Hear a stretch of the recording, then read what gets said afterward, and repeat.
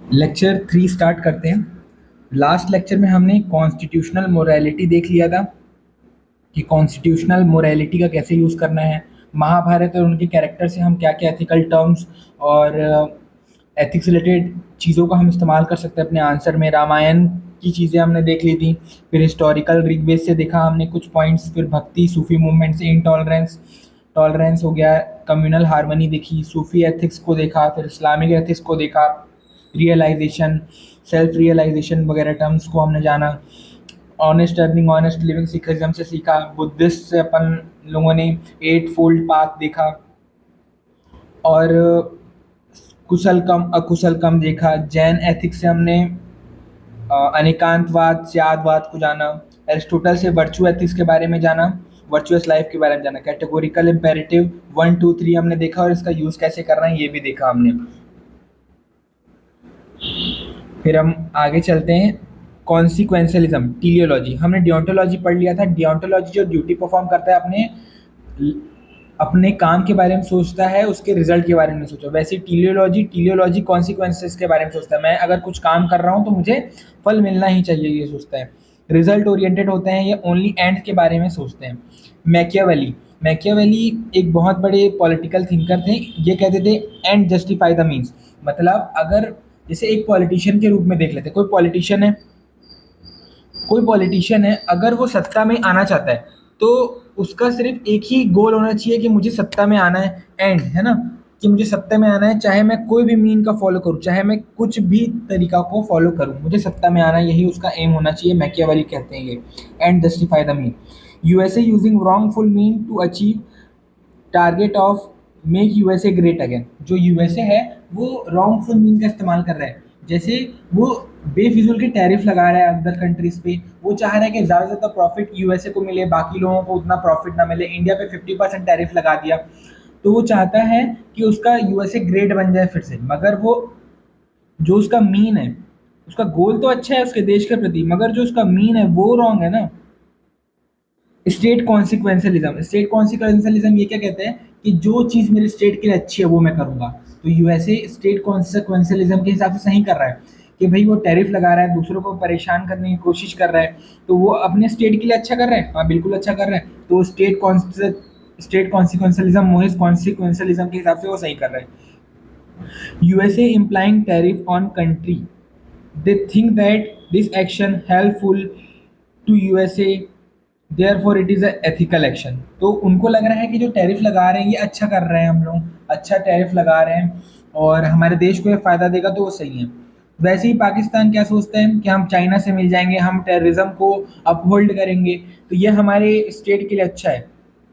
तो state consequentialism के हिसाब से वो लोग भी सही काम कर रहे हैं। तो ये अलग अलग पर्सपेक्टिव है सोचने का। Action is ethical if it is help to develop my state. कोई भी एक्शन सही है अगर वो मेरे स्टेट को डेवलप करने में मदद कर रहा है। एथिकल इगोइज्म क्या है? Action which based on self interest other not matter. Ethical egoism जो मेरे लिए अच्छा है वही सही है, बाकी मुझे उससे कोई मैटर नहीं करता।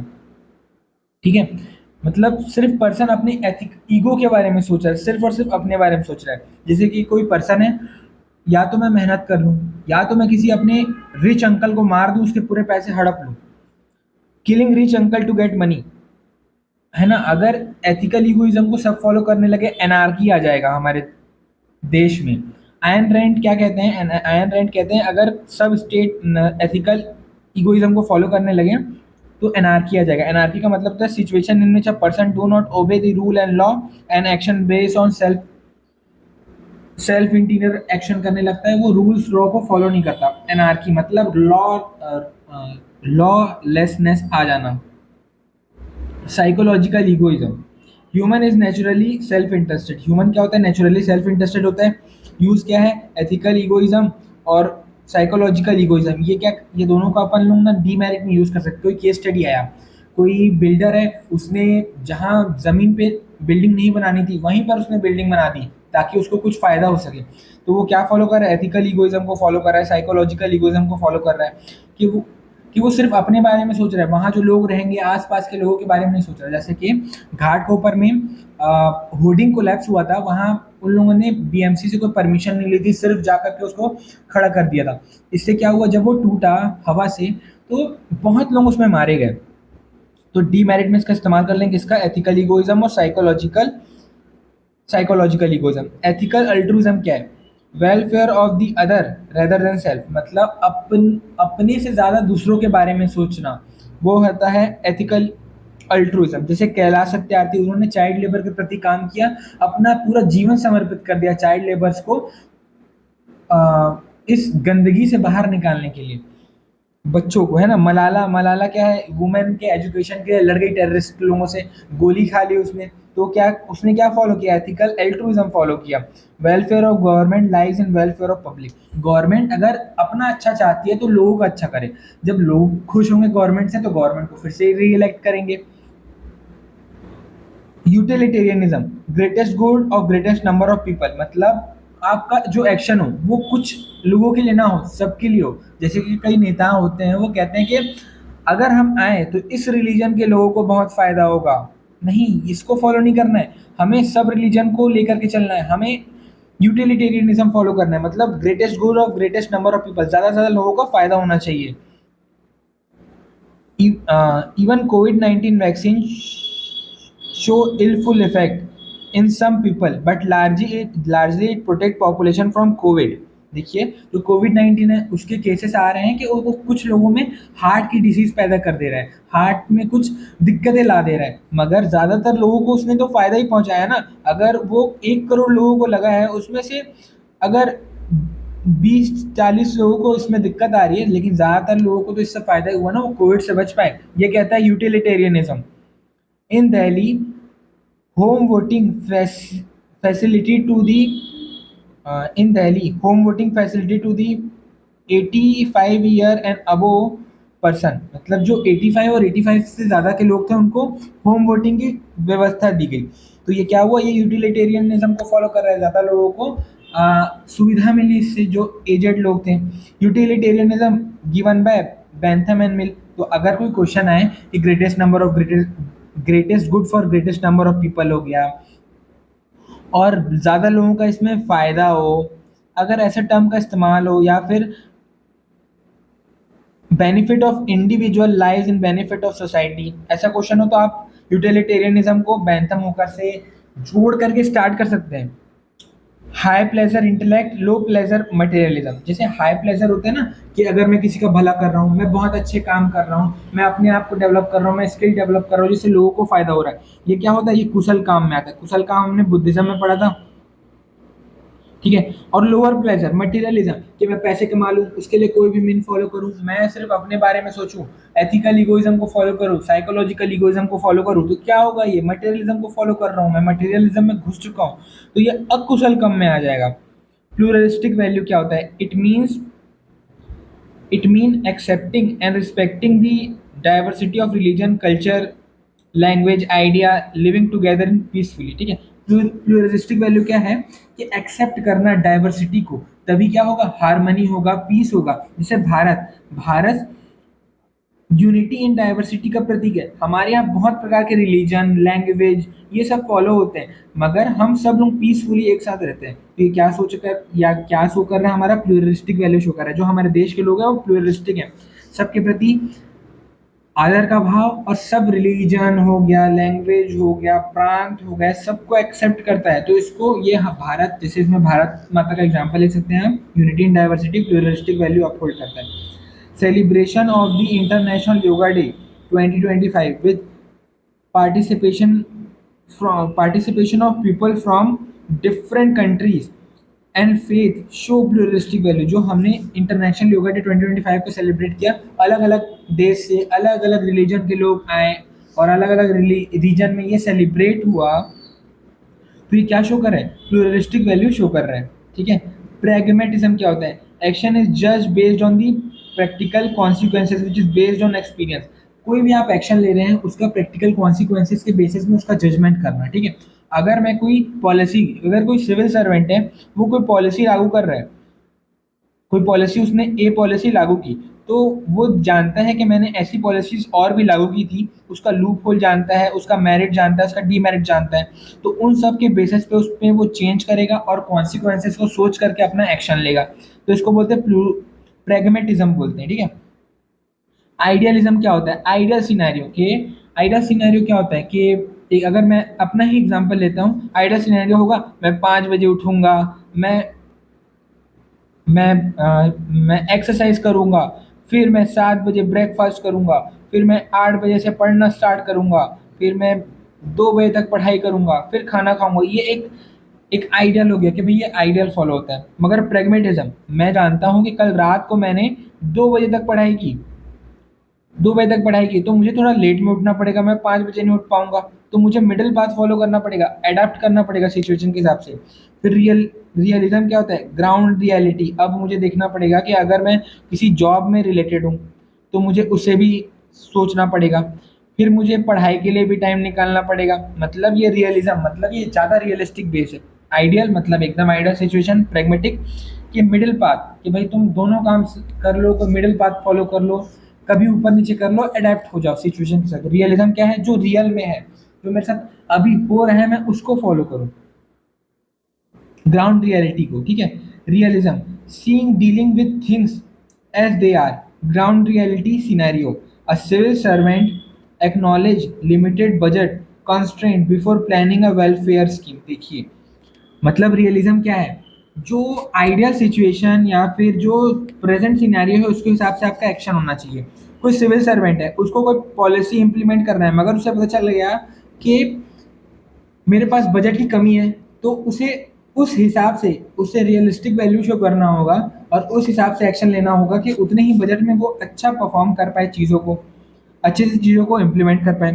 Pragmatism, focusing on practical solution that work in real life situation rather than rigid following the theory or ideas। मतलब pragmatism कि रियलिस्टिक वैल्यू आपको सोचना पड़ेगा। pragmatic, अगर हम ऐसा सोचें कि जैसे कि भैया अपन देख लेते हैं कि कहीं फ्लड आ गया, तो अगर मैं ऐसा सोचूं कि एम्बुलेंस आएगा तभी उनका इलाज हो पाएगा, एक पर्टिकुलर शेल्टर होम बनाना पड़ेगा तभी उनका इलाज कर सही से हम लोग कर पाएंगे, नहीं। अभी वहाँ फ्लड आया है, वहाँ जल्दी रेस्क्यू की ज़रूरत है, तो हमें क्या करना चाहिए, वहाँ जो भी गवर्नमेंट जी जगहें हैं, जैसे कि ऑफिस हो गया, जैसे कि अपना स्कूल हो गया, उनको खाली करके वहाँ पर तुरंत मेडिकल एड्स देना शुरू कर देना चाहिए, ताकि वो प्रैक्टिकल, हम उन लोगों को प्रैक्टिकली जल्दी एड कर पाएँ और उनकी हेल्प कर पाएँ। तो ये प्रेगमेटिज्म बताता है हमें। आइडियलिज्म क्या बताता है, acting according to the moral value principle higher ideal even difficult in reality. ये क्या है, डिफिकल्ट रियलिटी में, मतलब एकदम आइडियल सिचुएशन को फॉलो करना। जैसे मैंने बताया 5 बजे उठा, 7 बजे ब्रेकफास्ट किया, फिर 8 बजे पढ़ना बैठा, फिर 2 बजे तक पढ़ाई की, फिर खाना खाया, फिर पढ़ने बैठा। ये क्या है, एकदम आइडियल सिनारियो है। Gandhi's adherence to non-violence in freedom struggle despite repeated provocation। जो गांधी जी थे उनका क्या था, आइडियल थॉट क्या था, मैं अहिंसा का पालन करूंगा, मैं अहिंसा नॉन वायलेंस का फॉलो करूंगा। तो उन्होंने इसका फॉलो किया और एक आइडिया की आइडियलिज्म, एक आइडियल की तरह किया कि भाई ये मेरा आइडियल है, मैं इसको ही फॉलो करूंगा डिस्पाइट ऑफ प्रोवोकेशन। बहुत लोगों ने उनको उकसाने की कोशिश की कि कुछ प्रोटेस्ट करा दो, कुछ लड़ाई झगड़े करा दो, मगर वो कभी भी ऐसा नहीं किए। Example from the life of Bharat ji. Bharat ji avoided ethical egoism, therefore he left throne for lord Ram. देखिए, उन्होंने अपने बारे में सोचना छोड़ा और भगवान राम के लिए 14 वर्ष वनवास तक अपने आप को सत्ता से दूर रखा। बस वो अपनी ड्यूटी करते थे और उस सत्ता पे कभी अपना कब्जा करने की कोशिश नहीं की उन्होंने। अब भगवान राम ही आएंगे तब वो वहां बैठेंगे, ये सोचा। साइकोलॉजिकल इगोइज्म, नॉट सप्रेस दी भर भरस लव टुवर्ड लॉर्ड राम। कि साइकोलॉजिकल इगोइज्म क्या बोलते हैं कि इंसान सेल्फ इंटरेस्टेड होता है। तो जब राम जी वनवास चले गए तो भरत जी के अंदर ये नहीं आया कि यार मैं राज कर लेता हूँ, उनके अंदर ये आया कि मैं इस साइकोलॉजिकल इगोइज्म को हटाता हूँ, मैं भगवान राम का इंतजार करूंगा 14 वर्ष। अल्ट्रुइज्म, प्लेसिंग राम अबो ओन, मतलब उनका जो एक्शन था भगवान राम को अपने से ऊपर रखना और अपनी ड्यूटी परफॉर्म करना। ये क्या बताता है कि भगवान राम को भी उन्होंने रिस्पेक्ट दी और लोगों के प्रति भी वो रिस्पेक्टफुल रहे, अपना काम करते रहे। Pluralistic value, Bharat balance love duty justice loyalty. Bharat ji ने बैलेंस किया ड्यूटी, जस्टिस और लॉयल्टी को। ये उनका प्लूरलिस्टिक वैल्यू था, मतलब मिडिल पाथ। अदर टर्मिनोलॉजी, कम्युनिटेरियलिज्म और social ethics. Good of individual lies in good of all, मतलब ज़्यादा लोगों का फायदा होना चाहिए, कि मैं एक पर्टिकुलर पर्सन का हेल्प करूंगा या तो मैं सोसाइटी का हेल्प करूंगा, वो पर्सन का अपने आप ही हेल्प हो जाएगा। प्लूर कम्युनिटेरियनिज्म और सोशल एथिक्स, ठीक है। Focus on society, good rather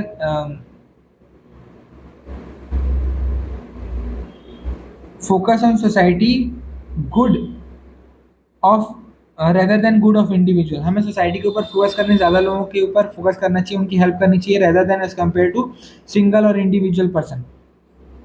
balancing one's autonomy with others right, ठीक है। हमें अपनी ऑटोनॉमी, जो मेरे राइट्स हैं उनकी ऑटोनॉमी है, तो मैं दूसरे के राइट को वायलेट नहीं कर सकता। जैसे मुझे फ्रीडम ऑफ स्पीच है, मगर वो एक रेस्ट्रिक्शन के साथ है, मैं दूसरे को कुछ भी नहीं कह सकता जिससे उसका जो फ्रीडम है वो उसका हनन हो। हमें बैलेंस करना है अपनी ऑटोनॉमी, अपने फ्रीडम को दूसरे के राइट के साथ, कि हमें दूसरे का राइट वायलेट नहीं करना है।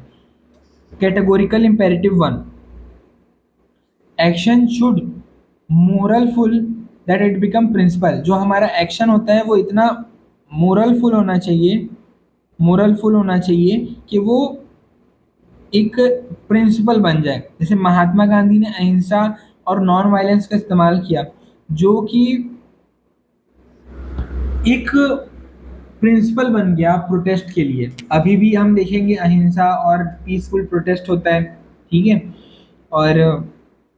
और अदर लीडर जैसे Nelson Mandela, Martin Luther king, उन्होंने भी नॉन वायलेंस हो गया, इन प्रोटेस्ट का इस्तेमाल किया अपने राइट्स को बचाने के लिए, अपने फ्रीडम को अपहोल्ड करने के लिए। Smoking is right but spreading cigarette butt polluting environment is not right thing to do, ठीक है। कि भैया आपका स्मोकिंग राइट है, आपका राइट है, आप कर सकते हो, मगर उसका जो बर्ड्स को आप इधर उधर फेंक रहे हो, पॉल्यूशन फैला रहे हो, ये राइट थिंग टू डू नहीं है। इंडिविजुअल एथिक्स,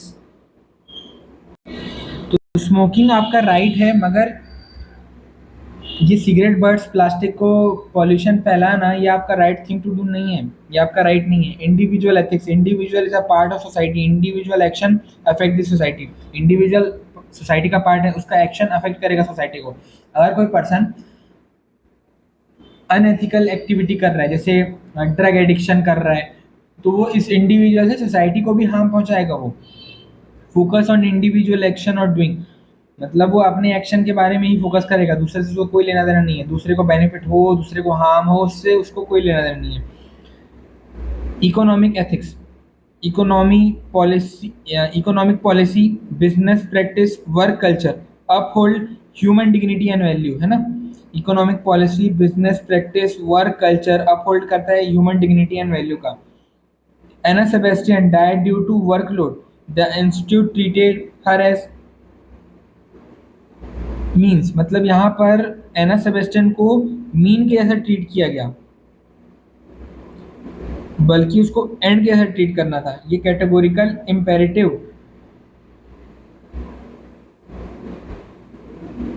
टू के हिसाब से। तो जो एना सेबेस्टियन थी, उनकी कंपनी ने उनको मीन के ऐसे ट्रीट किया कि भाई वो हमारे यहाँ एम्प्लॉय है, काम करती है, बस। उसको एंड के ऐसा ट्रीट नहीं किया कि भाई इसका भी जीवन है, इसकी भी फ्रीडम है, इसको भी आराम की ज़रूरत है, ऐसा नहीं ट्रीट किया। तो ये क्या किया उन्होंने, उन्होंने वायलेट किया, उनका एक्शन वायलेट करता है कैटेगोरिकल इम्पेरेटिव टू, जो कहता है कि हमें लोगों को मीन्स के जैसा नहीं, एंड के जैसा ट्रीट करना चाहिए। Corporate governance process are not sound, जैसे कॉर्पोरेट गवर्नेंस के जो प्रोसेस है वो साउंड नहीं है।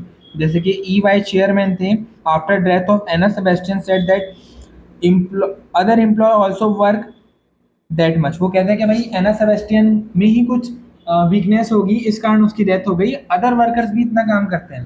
तो ये उनका राइट था कुछ बोलना, मगर राइट थिंग टू डू नहीं था, कि किसी की भाई इतनी दिक्कत हो गई, किसी की डेथ हो गई, तो आप ऐसा टर्म इस्तेमाल कर रहे हैं, ये गलत है। Suitable, uphold environmental ethics, sustainable मतलब अपहोल्ड करना इन्वायरमेंटल एथिक्स को। Short term gain, long term pain, भाई अभी हम लोग ट्री काट देंगे, पॉल्यूशन फैलाएंगे, ये शॉर्ट टर्म गेन तो हमको मिल जाएगा, मगर लॉन्ग टर्म पेन मिलेगा हमको। यूज नेचुरल रिसोर्स वाइजली, हमें नेचुरल रिसोर्स को वाइजली इस्तेमाल करना चाहिए। इंक्लूसिविटी, सबका साथ सबका विकास। डेवलपमेंट ऑफ ऑल, मतलब सबका साथ होगा तभी सबका विकास होगा। Parity, state of being equal, मतलब जैसे पैरिटी मतलब इक्वालिटी, जैसे कि अगर अपन किसी कॉर्पोरेट कंपनी में देखते हैं कि फीमेल सेम वर्क कर रही है मगर उसका वेज कम है, मेल सेम वर्क कर रहा है मगर उसका वेज ज़्यादा है, तो हमें पैरिटी आना चाहिए। Some private industry pay lower to women employ for same amount of work, do not follow idea of parity, मतलब अगर ऐसा कर रहा है कोई कंपनी तो आइडिया ऑफ पैरिटी को फॉलो नहीं कर रहा है। Stewardship, justiceship, environmental ethics, we are caretaker not owner of the world resource, हम लोग केयर टेकर हैं, ओनर नहीं है वर्ल्ड रिसोर्स की। We have to use sustainability, हमें इसको इन चीज़ों को सस्टेनेबली इस्तेमाल करना चाहिए। हम लोग केयर टेकर है भाई, हमें स्टूअरशिप ट्रस्टीशिप फॉलो करना चाहिए, उसको सस्टेनेबिलिटी के साथ यूज करना चाहिए। Social ethics, just sharing, in name of development, we violate sanctity of life, wild animal tribe, which is unjustice, unjust है ना, कि भाई हम लोग सोशल एथिक्स को फॉलो करना चाहिए, जितना हमारा इस धरती पर अधिकार है उतना ही जानवर, ट्राइब, प्लांट का भी रहने का अधिकार है। हम लोग डेवलपमेंट के नाम पे सैंक्टिटी ऑफ लाइफ मतलब जीवन के महत्व को खराब करते हैं, हम लोग पेड़ काटते हैं, इंडस्ट्री डेवलप करते हैं, जिससे पॉल्यूशन होता है, जिससे एनिमल ट्राइब इन लोगों को माइग्रेशन करना पड़ता है, इनकी डेथ होती है, तो ये अनजस्टिसफुल है ये। Supreme court uphold environmental ethics by placing stay order on big hotel project at Uttarakhand. 2024 में बड़े बड़े होटल्स बन रहे थे उत्तराखंड में, जिसको सुप्रीम कोर्ट ने मना किया कि भाई ये ऐसे बड़े बड़े होटल बनेंगे तो वहाँ की सैंक्टिटी ऑफ लाइफ वॉलेट होगी।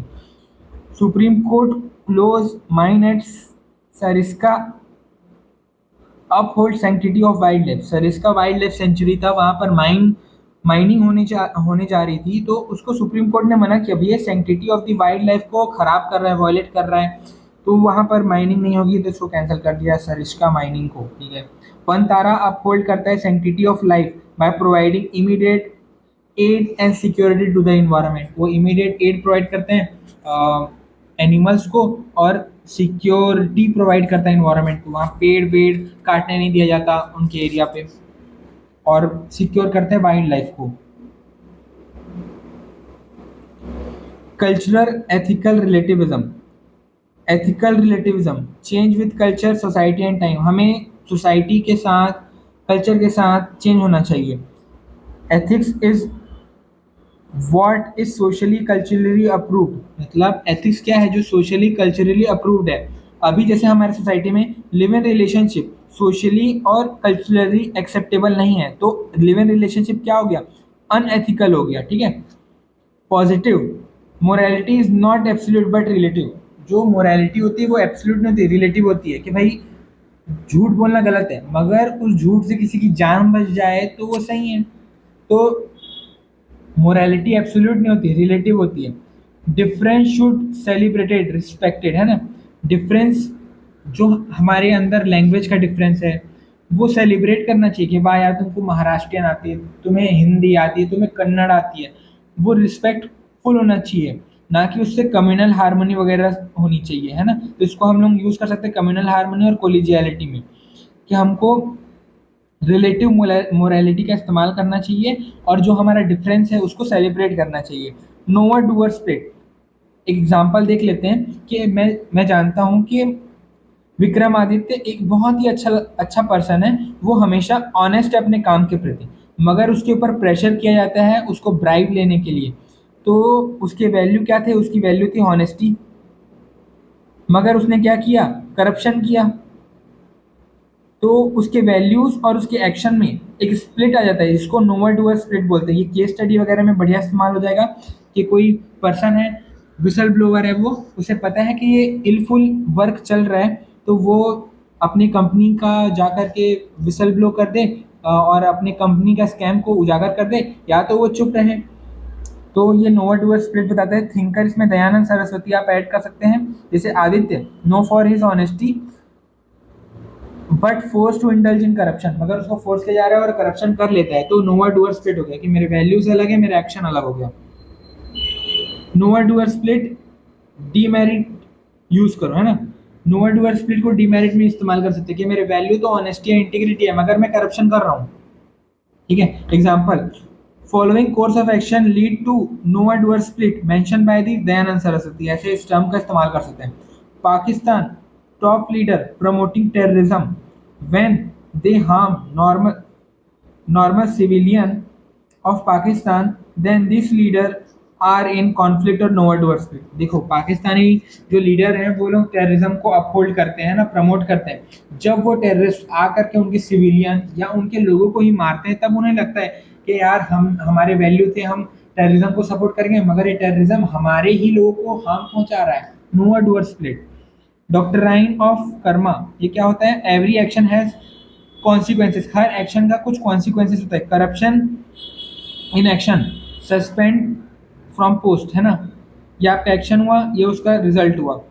Past action in past, present consequences, अगर कोई पर्सन है वो अनहाइजेनिक हो गया और तला फुला ज़्यादा खा रहा है, तो उसको पहले उसने ऐसा अनहाइजेनिक तला फूला और जंक फूड खाया, तो उसको अभी उसे कॉन्सिक्वेंसेस दिखेंगे। नो म्यूचुअल कैंसिलेशन ऑफ कर्म, कोई म्यूचुअल कैंसिलेशन ऑफ कर्म नहीं होता फ्रॉम रॉन्ग एक्शन। ठीक है, मतलब अगर अगर एक पर्सन ने करप्शन किया और जा करके मंदिर में चढ़ावा चढ़ा दिया, है ना, तो वो कैंसिल हो जाएगा? नहीं, आपको आपके करप्शन का फल अलग से मिलेगा, आपको आपके अच्छे कर्मों का फल अलग से मिलेगा।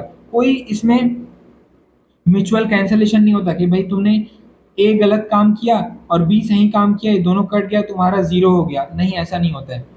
Black money bad consequences, charity good consequences, no mutual cancellation में कोई म्यूचुअल कैंसिलेशन नहीं होगा।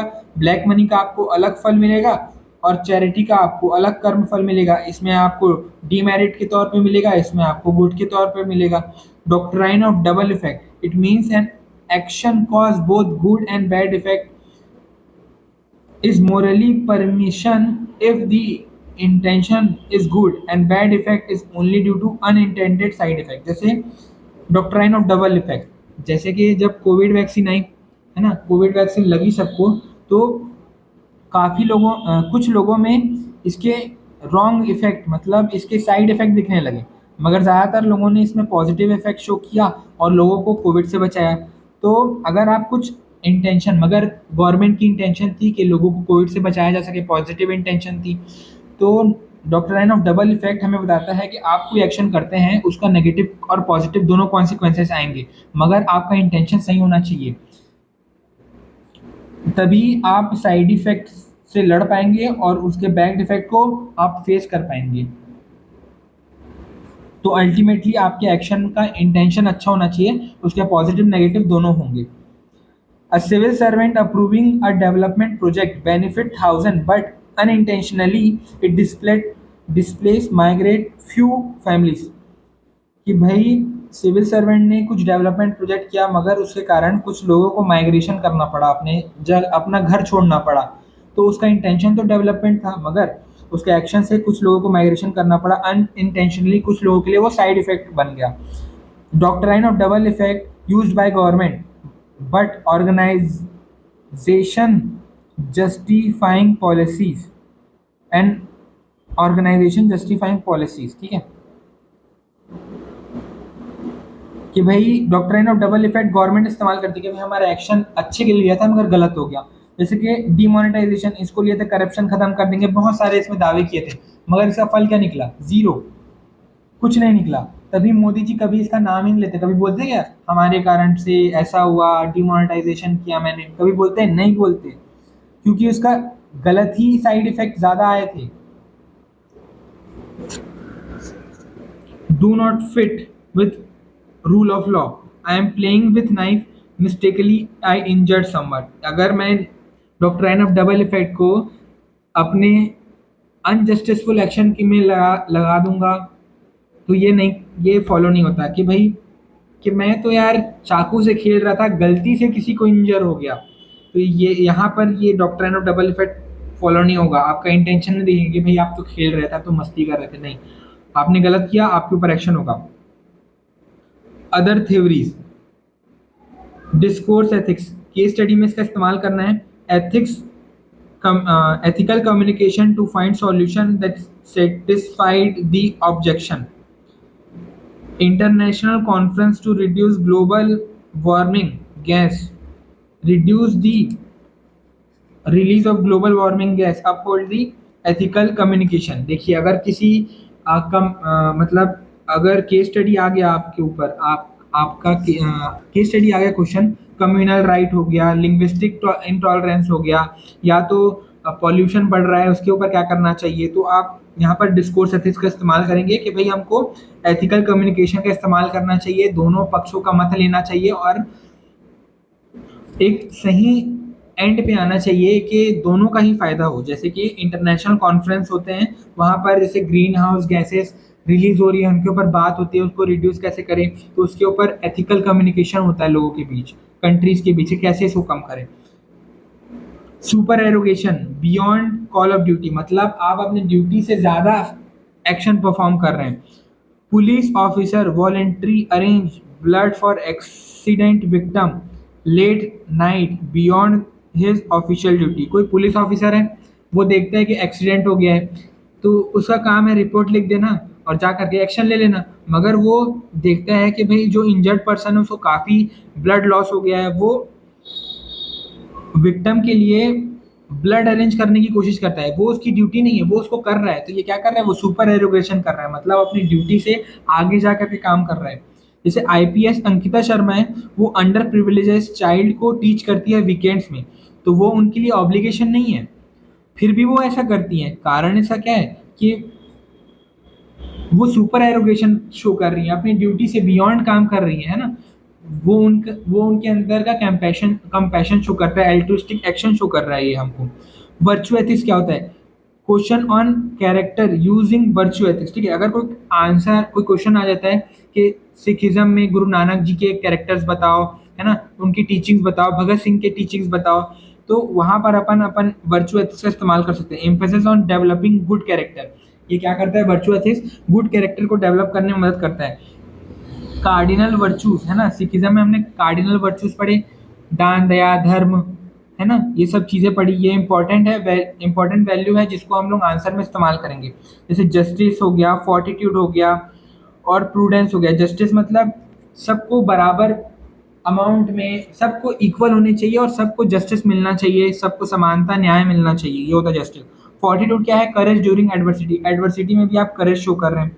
प्रूडेंस क्या है, विजडम एंड राइचुअस एक्शन, है ना, आपका एक्शन सही होना चाहिए और विजडमफुल होना चाहिए आपका एक्शन। नेचुरल राइट, नेचुरल राइट जैसे जॉन लॉक ने दिया natural right, life liberty and property, है ना, कि जॉन लॉक कहते हैं natural right means every person born with right to live, be free and own property. सबके पास ये अधिकार है कि वो फ्रीली जीवन जी सके और जीवन जिए, बढ़िया जीवन जिए, फ्री जीवन जिए और अपना प्रॉपर्टी ओन कर सके। एक एग्जांपल देख लेते हैं, ये यहाँ से रिलेटेड नहीं है। Bulldozer action against the accuse person house में punish innocent family member who had no role in crime और violating the principle of natural justice. कि अगर बुलडोजर एक्शन हो जाता है, किसी पर्सन ने कुछ गलत एक्शन किया, उसके हाउस पे बुलडोजर एक्शन हो जाता है, तो उस एक पर्सन ने गलत किया ना, उसकी फैमिली पे बुलडोजर चलाना, उसे घर पे बुलडोजर चलाना, ये वायलेट करता है जॉन लॉक की नेचुरल जस्टिस को। ठीक है, ये जॉन लॉक का नेचुरल जस्टिस का एक एग्जांपल हो गया। फेमिनिस्ट एथिक्स, इसको देख लेते हैं। तो अब नेक्स्ट पढ़ते हैं टॉपिक अपना, फेमिनिस्ट एथिक्स। पॉजिटिव होता है ये, मेरिट वगैरह में इस्तेमाल कीजिएगा फेमिनिस्ट एथिक्स को। कंसिडर वुमेन पर्सपेक्टिव, वुमेन्स का भी पर्सपेक्टिव रखिए। जेंडर इक्वालिटी के ऊपर ये बात करते हैं। अगेंस्ट द पैट्रियार्कल माइंडसेट, पहला वुमेन पर्सपेक्टिव से ये लोग होल्ड करते हैं, जेंडर इक्वालिटी की बात करते हैं और पैट्रियार्कल माइंडसेट को अगेंस्ट रहते हैं ये लोग और इसको वैनिश करना चाहते हैं। पोस्ट मॉडर्न एथिक्स, जैसे कि थर्ड जेंडर हो गया, LGBTQ राइट हो गया, प्लूरलिस्टिक अप्रोच, मतलब अब यहाँ मेल भी है फीमेल भी है और मेल फीमेल मतलब जो थर्ड जेंडर है उनको भी बराबर रिस्पेक्ट देना चाहिए, हमें प्लूरलिस्टिक अप्रोच करना चाहिए, उनको भी एक्सेप्ट करना चाहिए। क्रिएटिविटी, इनोवेशन, एथिक्स, ठीक है। यूज इन वे फॉरवर्ड, मतलब आप वे फॉरवर्ड में ना, वे फॉरवर्ड में इसका इस्तेमाल कर सकते हैं। जैसे A I align with creative ethics help to resolve modern problem such as bot attack and privacy breach. कि ए आई का यूज़ करके पुलिस, जो भी साइबर सिक्योरिटी हो गए, ये लोग ए आई का इस्तेमाल करके मॉडर्न प्रॉब्लम जैसे कि बॉट अटैक हो गया, प्राइवेसी हो गया, इसके हनन को बचा सकते हैं। अप्लाइड एथिक्स, इसमें सबसे पहले टॉपिक आ जाता है bio ethics. A civil servant ensuring fair allocation of scarce ventilation during a pandemic reflect bio ethics in public service, ठीक है। कोई बायो एथिक्स टर्म का इस्तेमाल का ये बहुत बढ़िया एग्जांपल है कि कोई सिविल सर्वेंट है जो जो वेंटिलेशन का जो अमाउंट काफ़ी कम है, तो वो फेयरली डिस्ट्रीब्यूट कर रहा है इसको, कि जहाँ जितनी ज़रूरत है उतना ही पहुँचा रहा है। तो ये शो कर रहा है बायो एथिक्स को अपहोल्ड कर रहा है, ठीक है। बायो एथिक्स के और एग्जांपल होते हैं कि ऑर्गेनिज्म को बचाना हो गया, कि ऑर्गेनिज्म जो अपन एक्सपेरिमेंट में चूहे लोगों को मार देते हैं, मेढक मार देते हैं, वो ना करना, ये भी बायो एथिक्स को अपहोल्ड करेगा। A civil servant uphold informed consent while implementing mass vaccination, it show bioethics in governance। कोई सिविल सर्वेंट है, अगर मास लेवल पे वैक्सीनेशन हो रहा है तो उनको सबसे पहले इन्फॉर्म करे, उसके डायमेंशंस बताए, उसके पॉजिटिव्स बताए, ताकि वो अपहोल्ड कर सके governance of bioethics. A civil servant maintain confidentiality in handling HIV patient data in public health programme reflect bioethics and in responsibility. अगर कोई सिविल सर्वेंट पब्लिक हेल्थ से रिलेटेड कोई प्रोग्राम चालू कर रहा है जिसमें वो HIV पेशेंट से रिलेटेड डाटा को कलेक्ट कर रहा है, तो उसको कॉन्फिडेंशियलिटी मेंटेन करनी होगी, वो उसकी प्राइवेसी ब्रीच नहीं होनी चाहिए पर्सन की। तो ये भी क्या कर रहा है, बायो एथिक्स को अपहोल्ड कर रहा है। बिजनेस एथिक्स, इसका कैसे इस्तेमाल करेंगे, कॉर्पोरेट गवर्नेंस में, जेंडर पे पैरिटीज में, कॉर्पोरेट सोशल रिस्पॉन्सिबिलिटी में, conduct of business with transparency, यहाँ पर इसका इस्तेमाल कर सकते हैं। Organisational ethics, code of conduct, do and don'ts, मतलब कोर्स ऑफ एथिक्स, जैसे आप लबासना जाएंगे ना, वहाँ कोर्स ऑफ कंडक्ट आपको मिल जाएगा कि आपका ये फंक्शन है, या आपको नहीं करना है, या आपको करना है, ठीक है। No strict code of ethics, मतलब जो एथिक्स होता है इसमें कोड ऑफ एथिक्स नहीं है। एथिक्स क्या है, रिलेटिव है, कोई इसका रेस्ट्रिक्शन नहीं है कि सही सच ही बोलना है, मगर किसी की जान बचाने के लिए आप झूठ भी बोल सकते हैं। एथिक्स क्या है, एक रिलेटिव टर्म है। पॉलिटिकल एथिक्स, दो थिंकर का याद रखना, अगर पॉलिटिक्स रिलेटेड एथिक्स कल कोई क्वेश्चन आ जाता है, पहला गांधी जी, दूसरा मैकियावेली। गांधी जी कहते हैं politics and ethics goes hand in hand. अगर पॉलिटिक्स विदाउट एथिक्स, ये seven scenes of Gandhi ji आ जाएगा, और ये क्या है, ये सीन है, ये गलत है गांधी जी के हिसाब से। जैसे Shastri ji love toward his work, मतलब वो अपने पॉलिटिकल वर्क हो गया या फिर अपने काम के प्रति उन्हें बहुत प्रेम था। Ethics in action show and ethics in action show ethics and politics go hand in hand. मतलब ऐसा आप लिख सकते हैं, जैसे इसमें थोड़ा मैं गलत लिख दिया हूँ, इसको आप ध्यान मत दीजिएगा, आप मेरी बातों को समझने की कोशिश कीजिए। कि जो शास्त्री जी थे, उनके अंदर एथिक्स भी था, उनके अंदर अपने वर्क को अच्छे से करने की क्षमता भी थी, ठीक है।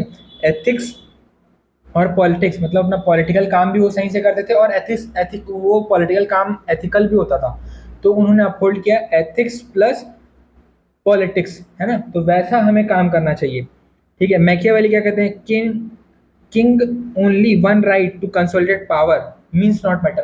किंग या फिर पॉलिटिशियन, उसका एक ही लक्ष्य है कि मुझे ताकत चाहिए, मुझे सत्ता चाहिए, उसका मीन मैटर ही नहीं करता कि वो किस पाथ को फॉलो करे, राइट पाथ को फॉलो कर रहा है, रॉन्ग पाथ को फॉलो करता है, मुझे सिर्फ सत्ता चाहिए। ये मैकियावेली बोलता है, इसको डीमेरिट में यूज करेंगे। इसमें क्या बोलता है, एंड जस्टिफाई द मीन, मुझे सत्ता मिल गई, मीन्स कुछ भी हो वो जस्टिफाइबल है।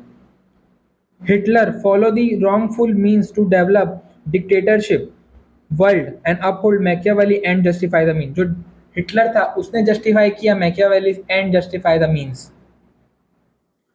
क्वेश्चन अगर आता है किसी थिंकर पे, अगर कुछ क्वेश्चन आ गया कि भाई अबॉर्शन हो गया, सरोगेसी हो गया, चाइल्ड लेबर हो गया, इस पे आपका ओपिनियन बताओ, एथिक्स में आ गया तो आपका ओपिनियन नहीं चाहिए, उसको थिंकर के पर्सपेक्टिव से बताना है, उसमें थिंकर जोड़ना है, जॉन लॉक को जोड़ो, उसमें एमाइल डर्कहाइम को जोड़ो, उसमें कॉम्टे को जोड़ो, और एथिकल में जैसे कि एरिस्टोटल हो गया, प्लाटो हो गया, और बी एफ स्किपर हो गया, इनको जोड़ो आप, ठीक है, इनका पर्सपेक्टिव दो।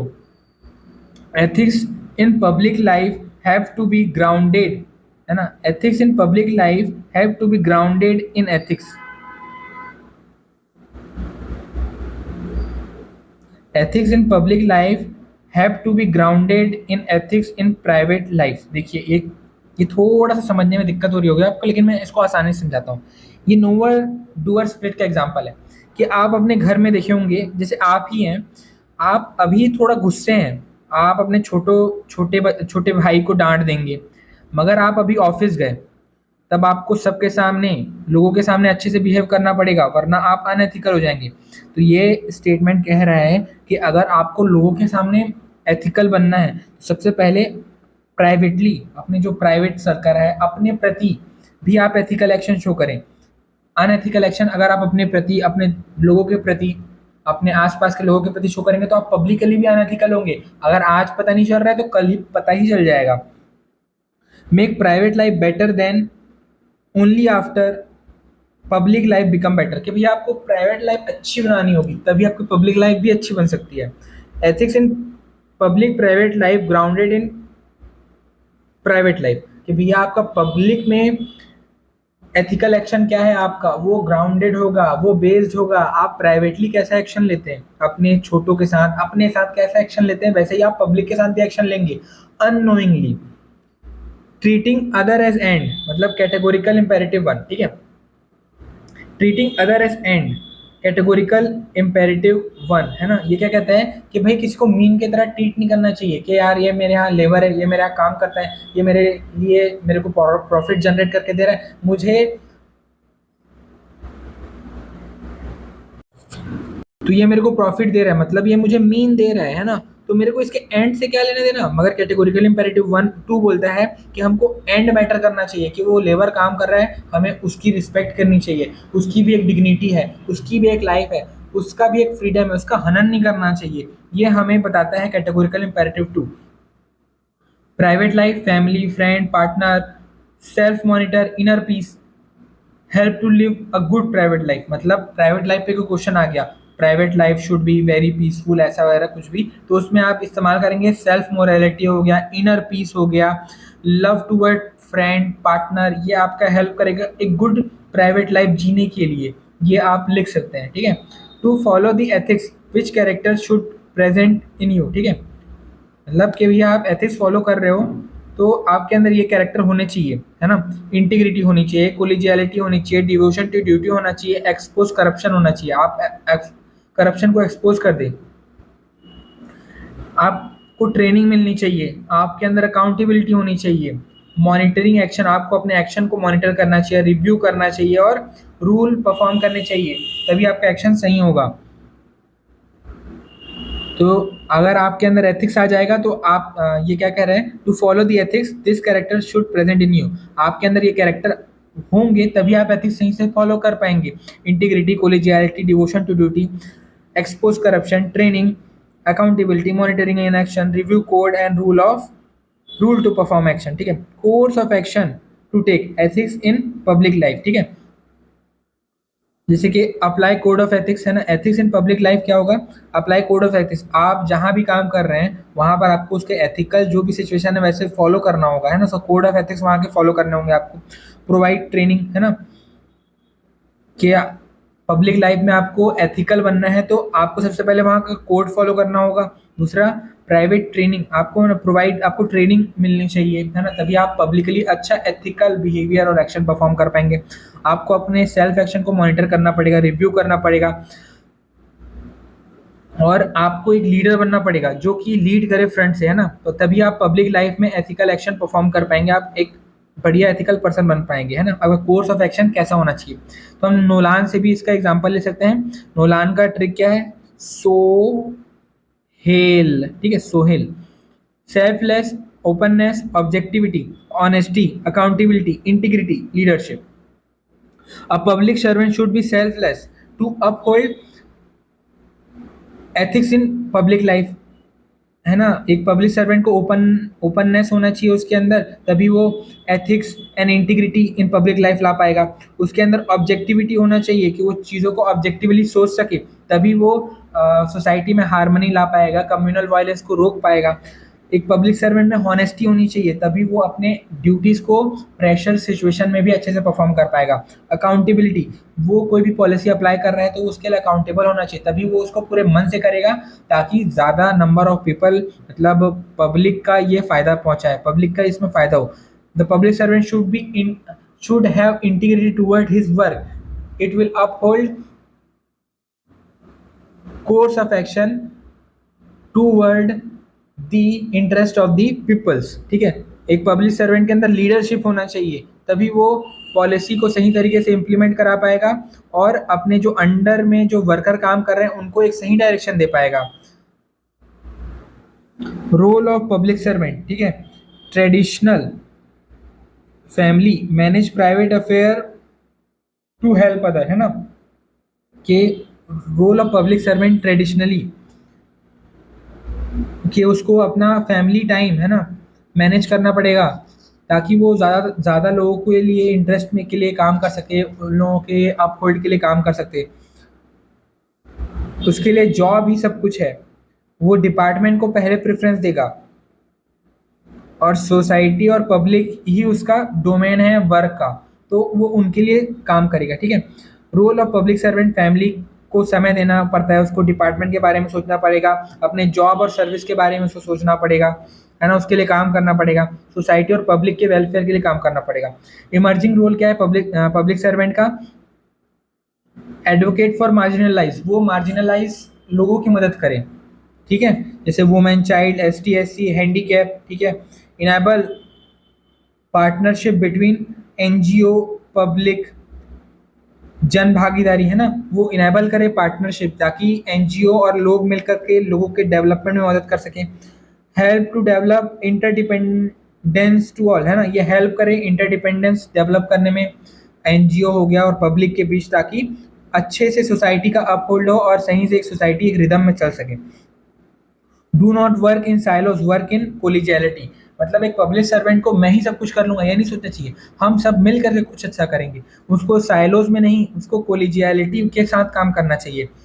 फैसिलिएट service of tax payer, facilitates service and rule of tax to tax payer, मतलब ये अच्छे से बता सके कि अगर आप टैक्स देंगे तो इससे आपको क्या क्या फ़ायदा मिलेगा, और लोगों को फैसिलिटेट कर पाए कि आपको टैक्स देना चाहिए, आप ये सही काम कर रहे हैं, इससे देश बढ़ेगा, आप बढ़ेंगे। तो टैक्स पेयर को फैसिलिटेट कर पाए टैक्स पे करने के लिए। Innovation for new approach, solution of new problem, उसके पास इनोवेटिव अप्रोच होना चाहिए, ताकि वो नए प्रॉब्लम को सॉल्व कर पाए। जैसे ट्राइबल एरिया में सही तरीके से एम्बुलेंस नहीं जा सकती थी, तो इस कारण जो प्रेग्नेंट वुमेन थी उनको अस्पताल ले जाने में दिक्कत होती थी। तो फिर बस्तर के IAS ऑफिसर ने क्या किया, बाइक एम्बुलेंस को अपहोल्ड किया, क्योंकि बाइक उन सकड़ी गलियों में सही से जा सकती थी। बाइक एम्बुलेंस के कारण बहुत फीमेल जो क्रिटिकल सिचुएशन में थी उनको सही टाइम पे हॉस्पिटल पहुंचाया गया और बच्चे की डिलीवरी की गई।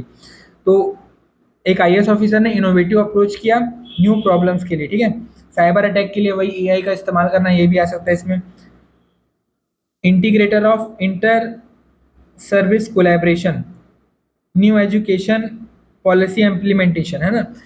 जो पब्लिक सर्वेंट होता है वो अपहोल्ड करता है, चेक करता है। अब जैसे कोई गवर्नमेंट स्कूल में न्यू एजुकेशन पॉलिसी लग तो गई है, मगर वो सही तरीके से काम कर रही है नहीं कर रही है, वो पब्लिक सर्वेंट जाकर के खुद चेक करेगा उसके पॉलिसीज के टर्म्स के हिसाब से कि कौन कौन से रूल यहाँ फॉलो हो रहे हैं, कौन कौन से नहीं हो रहे हैं।